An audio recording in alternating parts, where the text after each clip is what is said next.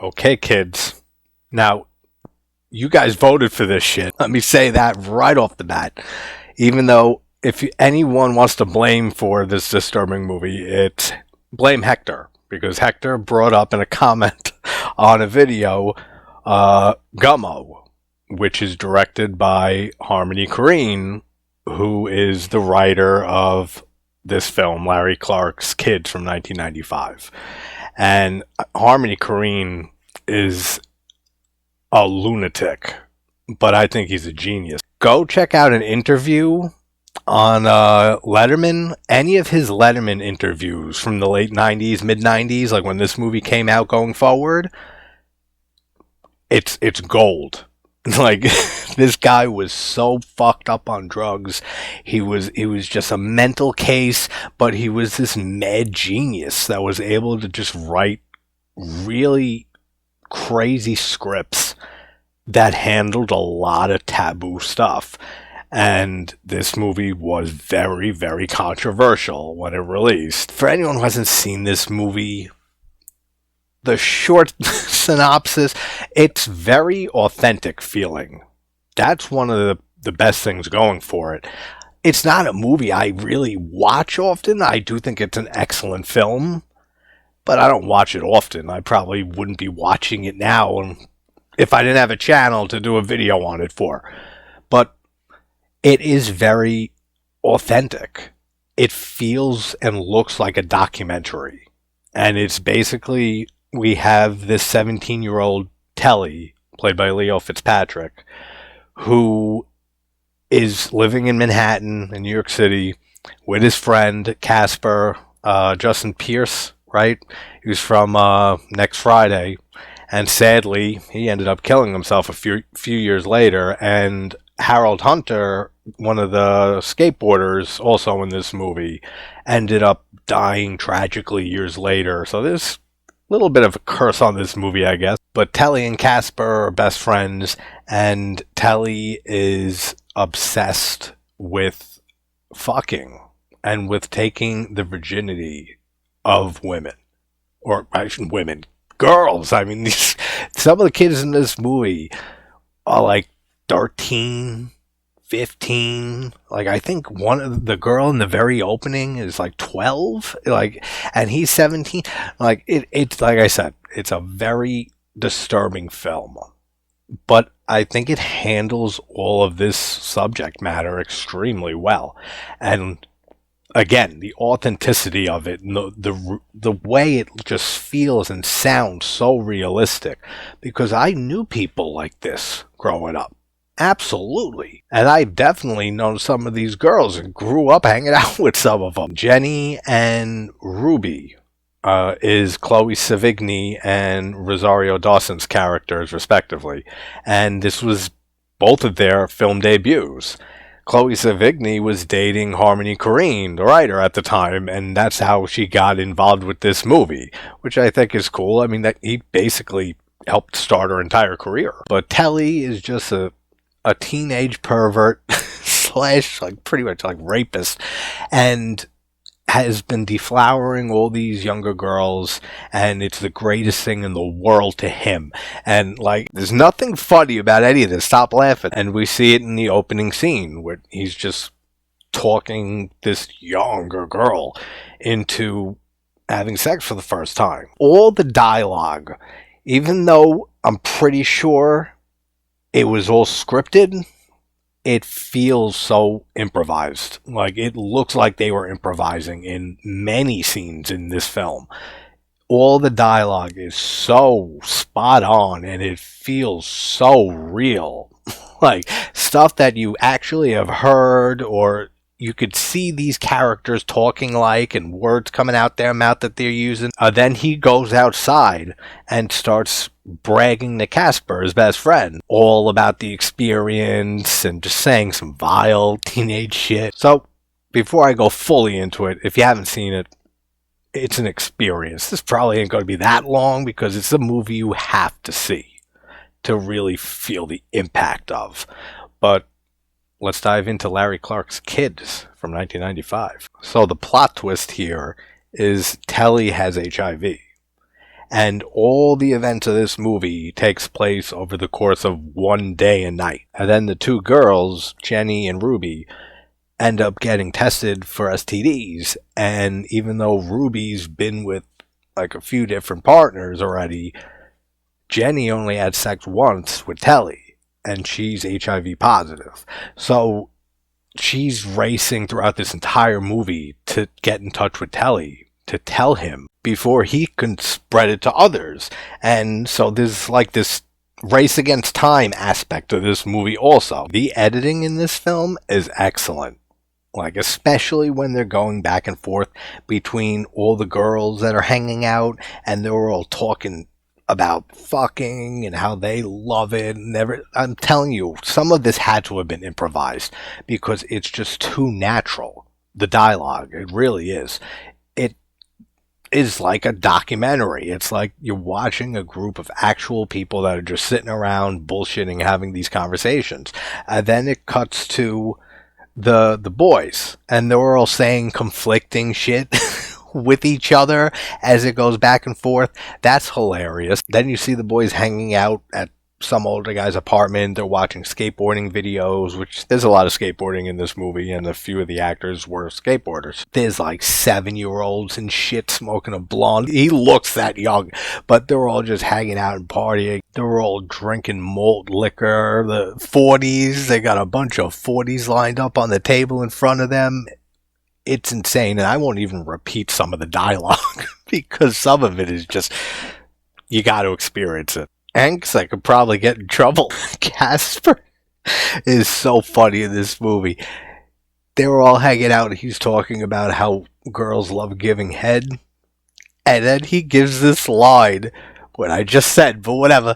He says, that's why those bitches live longer, man. Sperm's got vitamin C. But the biggest reason that this movie really hits so hard and is so controversial is because it's so true. Like I keep saying, it is so true to life. There are so many kids that grew up like this, that grow up like this now, that are like this. This is reality. And these are things that kids do all the time. Hang out. Some of these kids look so fucked up. And it's tragic because a lot of it is because of their background and where they come from, and they don't have families and stuff. So it really hits hard.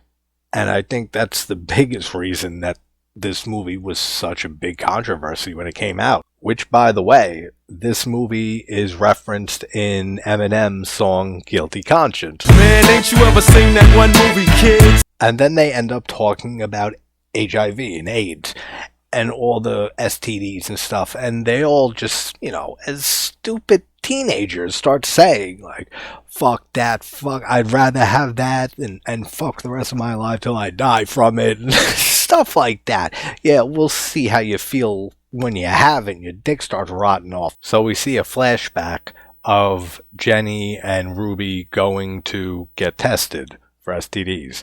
And you hear the difference between the two of them. That, first of all, Jenny's 16, Ruby is 17.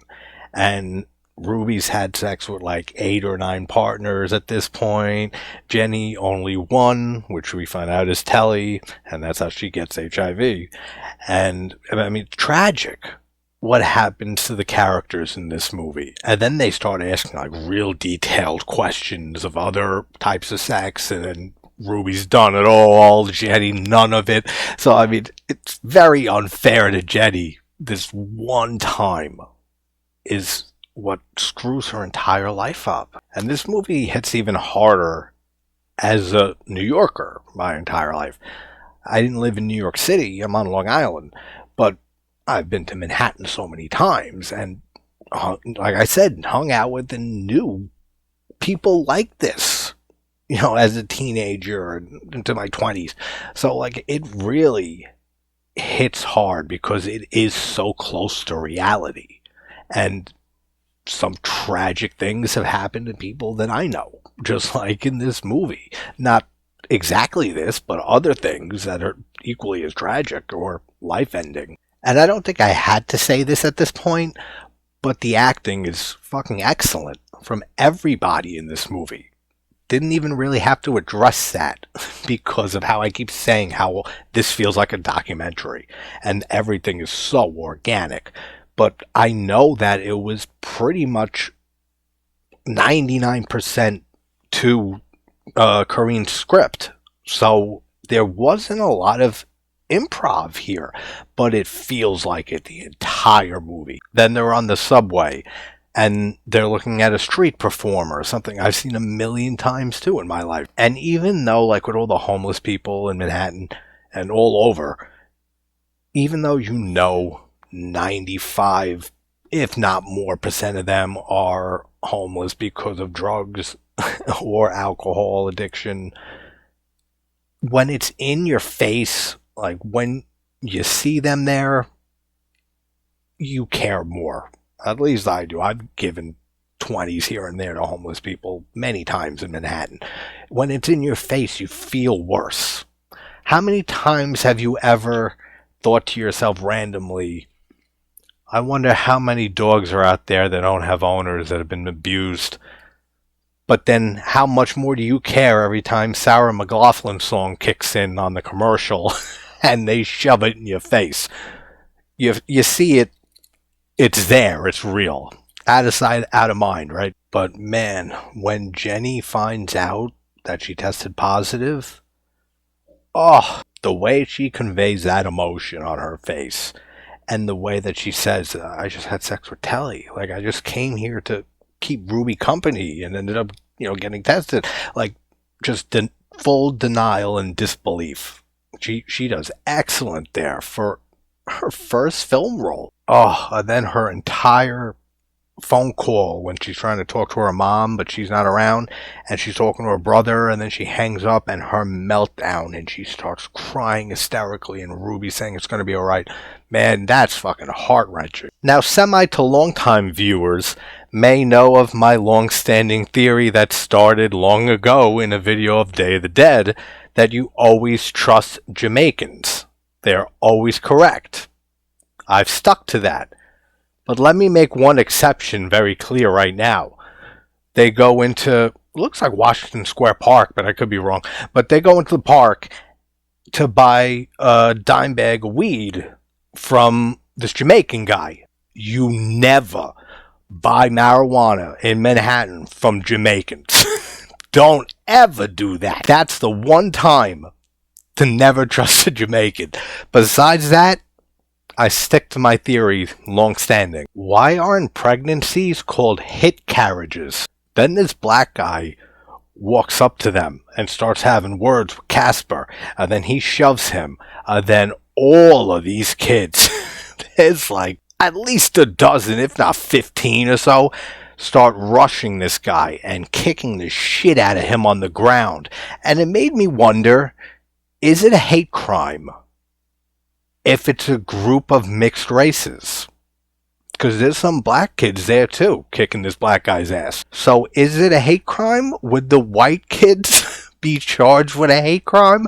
And the black ones that also did the same exact thing be just charged with kicking this dude's ass? Let me know if you're a lawyer and you might know the answer to that. I know it's supposed to be funny and make Jenny laugh a bit when she's in the cab and the driver saying, I don't want to pry, but is something wrong? And she says everything's wrong, and he starts saying, why? It's like the sun is still shining, the birds are still chirping. He doesn't say that second one, but something like that. And then he starts making her laugh. So it's cute, and it helps bring a little bit of levity to the situation. But if that was me, I'd be like, the sun is shining, bitch, I got AIDS. I just got handed a death sentence at 16 and the sun's still shining? Like, I'd go off on this guy. Fuck you, Mom, I have fucking AIDS! So, interestingly enough, I looked this up because this is a Miramax film and was owned and created by the Weinsteins. So I looked up trivia to see if there was anything just because of the movie and the content of it. And sure enough, Miramax was owned by Walt Disney. And this movie was rated NC-17, and Walt Disney had a policy that they would not release any films that were NC-17. So the Weinsteins ended up making a one-time company to distribute just this movie. So I thought that was interesting. So Telly's new virginal conquest, if you will, is Darcy, who's fucking like 13 years old. I mean, this kid is just psychotic, man. But he plays it so well. Leo Fitzpatrick. I've never seen him in anything else ever again. I don't know if he even acts anymore, if he stopped acting shortly after this. But he plays this despicable role so goddamn well in this movie. Again, with the editing, Telly is trying to romance Darcy, and he's saying, I've been thinking about you all day. She's like, really? He's like, yeah, since I woke up this morning. Then it cuts to him having sex with the girl at the beginning of the movie, and then cuts back to him saying it again. That's so funny. And while that's happening, a group of them are swimming in this random pool, and then two of the girls start making out. I can't comment. I don't know how old those actresses were. Then Jenny ends up going to a club, and she runs into her friend, who's played by Harmony Korine, who he wrote the script in 93, so I'm guessing they filmed this in 94, so he was 20 years old here. He looks so fucking goofy. He ends up going up to Jenny and saying, you look sad, and ends up giving her something, ecstasy probably, something like that, but he says it makes Special K feel like nothing. So I don't know, whatever it is, she's in a stupor from then on. She's walking around, she can't keep her eyes open, and I'm pretty sure they shot this at Tunnel, which was a club in the late 80s, 90s in New York City.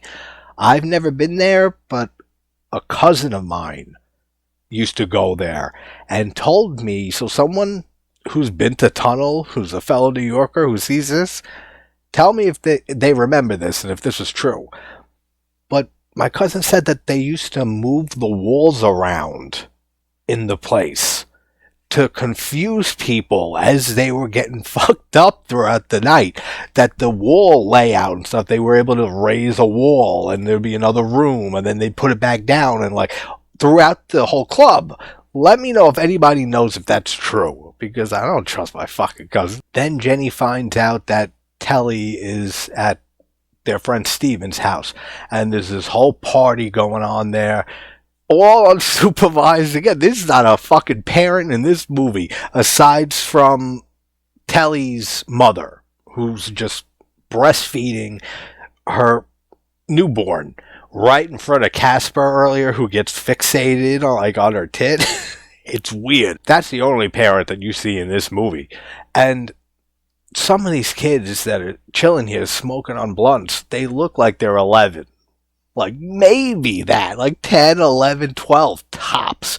They're all drinking. Everyone's fucked up.